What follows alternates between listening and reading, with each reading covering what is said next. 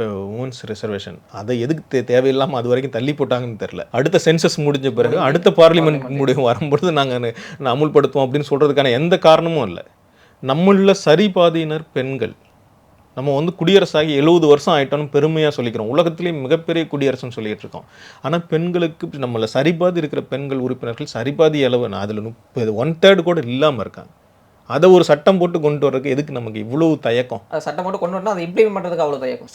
சட்டமே கொண்டு வரதுக்கு இவ்வளோ தயக்கப்பட்டாங்க. சட்டம் போட்டு இம்ப்ளிமெண்ட் பண்ணுறதுக்கு இவ்வளோ தயக்கப்படுறாங்க. சென்சஸ் இன்னொரு சென்சஸ் வந்து டீலிமிட்டேஷனோட தொகுதி மறுவரைகளோட சம்மந்தப்பட்டிருக்கு. தொகுதிகளை மறுவரை செய்கிறது அப்படிங்கிற சொல்கிறது ஒவ்வொரு மாநிலத்துக்கும் மக்கள் தொகை அடிப்படையில் தொகுதிகளை வந்து இது பண்ண போகிறது அதோடய சம்மந்தப்பட்டிருக்கு.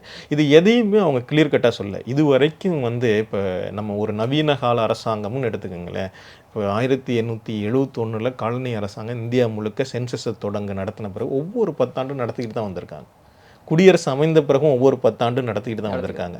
ஆனால் வந்து மோடி அரசாங்கம் தான் முதல்ல என்ன பண்ணுச்சுன்னா கொரோனாவை காரணம் காட்டி சென்சஸை தள்ளி போட்டாங்க.